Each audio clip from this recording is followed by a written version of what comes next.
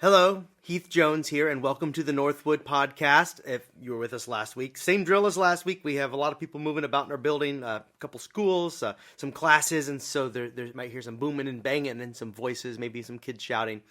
And I'm sorry, but it's just where we are this week. Here I am in my office recording this on a Wednesday during a school week, so that's how it goes. By now, you probably know the drill. If you've been with us, you know that you should subscribe to our YouTube channel if you haven't done so already, or you might think about following or subscribing to our podcast by way of whatever app that you listen. Speaking of podcasts, you should check out more podcasts produced by the All Indiana Podcast Network that produces our own. You can find those at wishtv.com/podcast, and there you can read about a wide range and array of podcasts made available by the All Indiana Podcast Network, courtesy of Wish TV. Which is where we are, and this is a production of Northwood Christian Church, where I pastor. We're located in Indianapolis, Indiana, and if you'd like to learn more, I encourage you to please visit our website at www.indyncc.org. That's IndyNCC for Northwood Christian Church.org. But moving on, today we'll be considering a short passage from a relatively obscure book in the Bible called Habakkuk. But first, if you are listening by way of the podcast, here are some ads. And we're back. That is if you were part of the podcast audience. For those of you who are with us by way of video, apologize for that awkward pause, and let's get to it. And our text today is found in the book of Habakkuk. We'll be going over verses 1 through 4 of chapter 1 and then verses 1 through 4 of chapter 2. And they go as follows. The oracle that the prophet Habakkuk saw. O Lord, how long shall I cry for help, and you will not listen, or cry to you, violence, and you will not save? Why do you make me see wrongdoing and look at trouble? Destruction and violence are before me, strife and contention arise. So the law becomes slack and justice never prevails. The wicked surround the righteous. Therefore judgment comes forth perverted. Now moving on to chapter 2, starting with verse 1. I will stand at my watchpost and station myself on the rampart. I will keep watch to see what he will say to me and what he will answer concerning my complaint. Then the Lord answered me and said, write the vision, make it plain on tablets, so that a runner may read it. For there is still a vision for the appointed time. It speaks of the end and does not lie. If it seems to tarry, wait for it. It will surely come. It will not delay. Look at the proud. Their spirit is not right in them, but the righteous live by faith. You may have heard that last line, the righteous live by faith. And we are trying to be the righteous, but it's hard. And if we are to allow this short screed called Habakkuk to inform our impression of the human condition, I'd say that things have been this way for a long time. That is hard. Hard living. Things at least have been this way. And by this way, I mean, as I said, hard, complicated, for a long time. Life is, after all, hard and complicated, or so I've been told. As I was saying, things have been this way at least since the summer of 2010. I was in my first year as senior pastor, 24 years old, and the pastor of a country church, where I decided that I would preach a sermon series on this book of Habakkuk. I thought it'd be new, fresh, and interesting. I myself had maybe not read it very many times before, so I thought that I would go through it, and I also thought that the process would be very simple. This short missive written by a minor prophet who we know very little about. It can be divided up easily into 3 sermons because it's already been divided up into 3 chapters, so 1 for each chapter. And I did that, and things went, well, I'll let you be the judge. More on that in a moment. Because perhaps before we really dive in, you should know something about this short book, named after its presumptive author, Habakkuk. And drawing from the details contained in the book itself, things are not in a good place in the place that Habakkuk calls home. That is the land of Judah. It would appear that the people have again lost their way. This should be no surprise. It happens again and again. And in this case, they have developed a lust for violence. And the ones who deserve justice are not getting justice, and those who deserve to not get away with crimes are getting away with crimes, and those who are victimized can do not else but cry for help, cries that are apparently, from Habakkuk's vantage point, going unanswered. So in verse 2 of the first chapter, he says, how long? His complaint goes, how long shall I cry for help, and you will not listen? Or cry to you violence, and you will not save?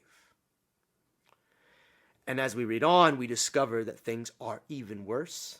Not only are the people, his own people, his neighbors, caught up in wickedness, violence, and injustice, but there is an enemy army at the gates, one so large and mighty that defeat is a foregone conclusion for Habakkuk and his people. It's not a maybe, but it's a foregone conclusion. We're talking about the Babylonians here, whose own might is their God, as verse 11 later would put it. They have superior military strength and seemingly infinite resources obtained by the conquest and conquering of other surrounding nations and peoples. So this prophet Habakkuk truly is in a double bind, to put things very mildly. He is pressed on one side by his own wicked people, and on the other side by an even more wicked enemy army very nearly at the gates. And so things are about to get even worse. So what I thought I'd do in a sermon series so long ago, 12 years ago or so, was to, in that first sermon, help my congregants appreciate the parallels between Habakkuk's time and our own. So violence, justice perverted, unanswered cries for help. Well, you'd better believe we have those things going on today, and seemingly in every place if you were to watch TV or read the news, flip through Twitter. In fact, I so internalized the text when I preached that sermon 12 years ago that I used my own struggles with mental health to relate to the sense of hopelessness that such periods in history can inspire. So you can imagine the kind of sermon that would have been. All this to say, I preached a real bummer of a sermon, but not without a purpose. I wanted my congregants to see that the injustice and sorrow and the despair, it's all real. Christian communities have at times struggled to help one another name the nastiness of the world, opting to instead double down on an optimism that is perhaps sometimes unjustified. You know how it goes. The metaphorical glass of life is in fact bone dry and everyone knows it, but some alarmingly too happy Christian tries to convince you that it's overflowing to the brim. They say through a smile that seems about to crack. So I was trying to carve out some space for people in my last church to name their own sorrows and despair, realizing that people in the Bible have been there too. And, this book of Habakkuk does this right out of the gates. How long, he says, how long will I stand here, sit here, lie here, kick and scream, crying out for help, and help never comes? That's what he says. My subtitle in my Bible says Habakkuk's complaint under the first section. He's complaining to God. So I concluded the first sermon in this series with these questions. But then I gave a nod to the next sermon, which I intended to preach the following week, which did center on the second chapter. And at the end, I think I said something like, next week we'll find Habakkuk waiting on the city walls for the enemy army to invade, where we find him, in fact, at the beginning of the second chapter, as we just read, on the ramparts, as we said. So I said, we will find him there. And one would think that he'd given up hope, but that is not what he'd do. More on that next week. And then the next week I talked about hope, and I gave hopeful words, like the ones that I might share near or around Good Friday, or during the season of Lent generally, or during the evening of Christmas Eve when we light candles at our Christmas Eve service, holding on to hope in the darkness. So I told them that against all reason and in defiance of the odds, the prophet Habakkuk held fast to hope, believing that his help would come because his God was faithful. Thought that went pretty well. Maybe next week I would find my congregants more buoyant and encouraged. So on the third sermon, I prepared and intended, and eventually would preach about the third chapter, which, if you've read it, recounts the various ways God had liberated the people in the past. And this was done to recall in the minds of Habakkuk's community similar times of despair and turmoil, so that they may come to see that such times they don't last forever. That those who corrupt justice and exploit others are not allowed to do so forever. In fact, most of Habakkuk's third chapter is comprised of a victory song, one that describes the works of God that thwart the efforts of evil empires. So that third chapter is a hopeful chapter, though none of it was suggested for today's reading in the lectionary. But I'd like to give you a sample of the sort of thing that I'm talking about. And basically, most of Habakkuk chapter 3 can be led through this lens. And think about the difference between this line and the "O Lord, when will you hear my cry" line from chapter 1. In chapter 3, he says, "O Lord, I have heard of your renown, and I stand in awe, O Lord, of your work. In our own time, revive it. In our own time, make it known. In wrath, may you remember mercy." So the prophet is making a declaration to God. I know you. I have seen your actions in the world. I've heard the stories about you, and I know that you're not a God who will allow this to go on. I refuse to accept this as status quo, not because I think I can do anything about it. You know, Habakkuk on the ramparts watching the Babylonian army approach, nothing he can do. You and I, in many of life's problems, nothing we can do. None of us can solve the world's problems writ large, but here's a claim that God will. After all, God has before in the past. That's his argument. And in that series that I preached more than 12 years ago, I tried to call us all to that place where the prophet finds himself in the second chapter, waiting on the ramparts on the pending doom brought by invading armies, but with the following words on his breath: "I will stand at my watchpost and station myself on the rampart. I will keep watch to see what he will say to me, he being God. He will say to me, and what he will answer concerning my complaint." It's as if Habakkuk has looked at his world and concluded, no, simply no. This ain't you, God. So I know that you are about to do something. I'll wait here for your reply, which I am sure is right around the corner. That's quite an attitude to take with God, complaining to God in that way. But God doesn't seem to mind.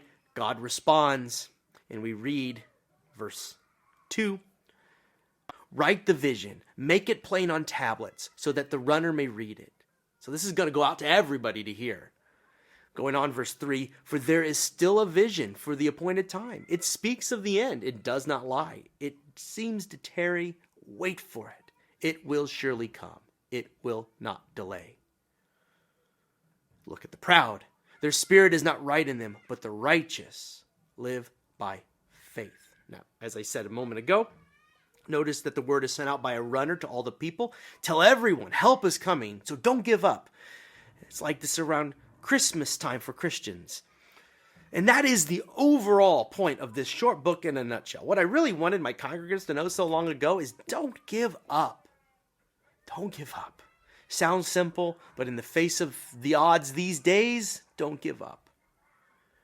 There is so much happening these days that reminds me of Habakkuk's times, but don't give up. I made this point more than a decade ago, and I got into a little bit of trouble. Unintentionally.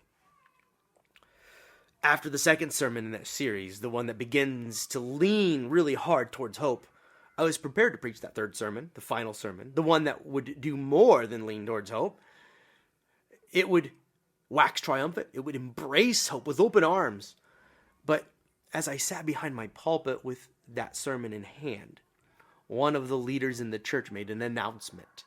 There was to be a pastoral relationship committee meeting after church. Now, for those of you who don't know, that was a committee that is meant to help serve as a liaison between me and my congregants, and they're usually there to help encourage me. But in this case, this unusual impromptu meeting called during the service. Well, again, not usual. And I would soon discover that this would be a bit like being called down to the principal's office for disciplinary reasons.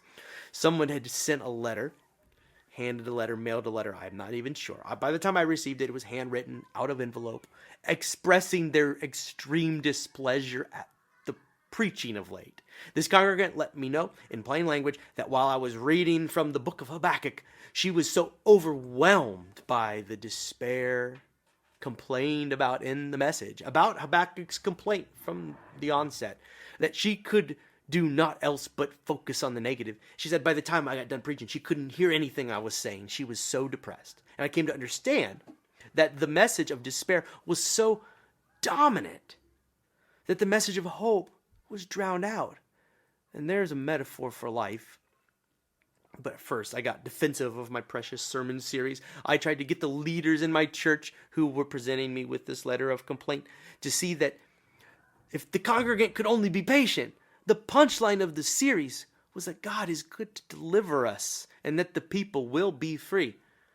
But as the discussions went on, I came to see that for many, when they encounter themes like the ones that come at us from the book of Habakkuk, themes of despair, sorrow, injustice, and suffering, they can see little else, not so long as they are captivated by the ugliness in their lives, the ugliness in our world. And I'm wondering now, how many others feel similarly stuck?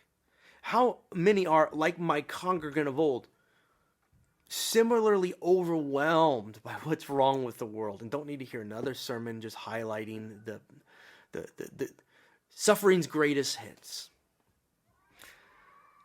There was once a prophet who felt much the same, and he cried out to God in his frustration, pointing out the contradiction laid bare by contrasting his violent and unjust world with the loving and just God he had heard about when his people's history was recounted. His name was Habakkuk, and he was answered. And today we're talking about him. And he was answered with assurances. Hear this. If you are overwhelmed by the suffering, the man who was overwhelmed by the suffering in his own time was answered with assurances that the same God who had liberated the people in the past would do so again. And I'm here to tell you that many have lived to see it. And just how did they live? Well, that is the real question, isn't it? How are we to live when we are pressed on all sides by any number of trials and struggles? Well, we are to hold fast to hope, is what we read in the Bible, and we are told that those who live well always do, or as the prophet puts it, the righteous will live by faith. This is in the same verse that is contrasted with the pride of the wicked. And of this advice, how to live when pressed on every side, Clark Williamson writes of this fourth verse that tells us how to live faithfully. He writes, faith, trust in, and reliance on God is the opposite of pride, which relies on its own sources to solve all the problems of injustice. We are to walk in the way of life and blessing, trusting in God in the midst of the madness of the world. Frames it really as a rallying cry against the suffering and brokenness in the world, a rallying cry that would later be picked up by the Apostle Paul in his letters to the churches in Rome and Galatia, quoting from these lines to describe the perseverance and courage necessary to make it through challenging times and persecution such as the church was going through in those times, that the righteous would live by faith. I don't get intimidated by this word righteous, even as Paul uses it. I know that Paul can be quite intimidating in the New Testament. This word righteous, in modern times, when you're asked to imagine a righteous person, you might think of someone who is full of themselves or who carries themselves as holier than thou, as they say, that sort of thing. But really, all a righteous person is someone who has simply found the right way to live. It's right in the word righteousness, right way to live, right in relation to what makes life good for oneself, one's neighbor, God's creation, God's creatures, and ultimately right in relation to God. That is basically what a righteous person is. Someone who lives well, and in the biblical world, this includes doggedly sticking to hope in the midst of bad times. That's right living. And trusting in God to lead us through to a better place. Habakkuk says that's right living. Paul says that's right living. Simple, right? But I don't think that any Christian writer tapped into Habakkuk's prophetic spirit better than the writer of Hebrews, who quoted from Habakkuk 2 in order to encourage the church to keep its head in spite of the worst that was happening around them, believing in the God who liberates even through times of trial, especially through times of trial. And this kind of faith in a God who will carry them through trials and tribulations, became the mark of one who understood their calling and purpose in the world. Here is how the writer of Hebrews put it from chapter 10, verses 32 through 39. Quote, "But recall those earlier days when, after you had been enlightened, you endured a hard struggle with sufferings, sometimes being publicly exposed to insults and afflictions, and sometimes being partners with those so treated. For you had compassion for those who were in prison, and you cheerfully accepted the plundering of your possessions, knowing that you yourselves possessed something better and more lasting. Do not, therefore, abandon that boldness of yours. It brings a great reward, for you need endurance, so that when you have done the will of God, you may receive what was promised. For yet," and here he's quoting from Habakkuk chapter 2, quote, "In a very little while, the one who is coming will come and will not delay. But my righteous one will live by faith. My soul takes no pleasure in anyone who shrinks back. But we are not among those who shrink back and so are lost, but among those who have faith and so preserve our souls." End quote. So here, the writer is describing those who have faith. Those who have faith that are described not as those who believe the correct things about God, or about those who hold correct views about theology, and none of that. We often think, what is your faith? It's the details. But that's not what the writer of Hebrews describes, not the details about God. Those who have faith in the world of the Jewish and Christian narratives are described here as those who have come to rely on a God they believe is consistent, reliable, and always with the people, striving with them towards their liberation and redemption. Those who have faith, really have faith, are those like my congregant who was able to find it in her to cut through the noise of depressing times and even her pastor's depressing sermons and insist, along with Habakkuk, eventually, no. God, this world does not reflect the values of you who made it. You, our parent, whose design is for a just world filled with joy. So we wait for God to make a way. This is how we are to live. This has been the pattern through history. The writer of Hebrews would spend the entire next chapter, the 11th chapter, recounting the exploits of God, working through the people, liberating the oppressed, leading those struggling to safety. Noah, Abraham, Moses, the Israelites in the wilderness, Gideon, outnumbered, David on the run from his enemies. But each refusing to relent or give up on the dream that God had given them for their future. Of course, Christians remember Jesus alone, abandoned in the garden, then executed. It's over. But even then, God made a way. Jesus returned to his disciples. The church was born, and now here we are. God is faithful. But the question always remains, how are we to live? When hard pressed on every side, how are we to live? Well, in today's text, Habakkuk, and then St. Paul later, but before that, Father Abraham, and then in centuries to follow Jesus Christ, they modeled the answer. We live by faith. which is to say, we continue to trust in the God who will continue to liberate, to bring justice, and to save desperate people crying out for help. This is how we live. We refuse to give up on the future God has promised God's children. How are we to live? We live by faith in this God. And in the year 2022, we live by faith in this God. We're trying to here at Northwood Christian Church, and we've been talking about that for weeks and months. But the writer of Hebrews takes it one step further. Did you notice the line that appears tacked on to the end there? Right after the line quoted from Habakkuk chapter 2, the righteous will live by faith, he goes on and says something that isn't actually in Habakkuk.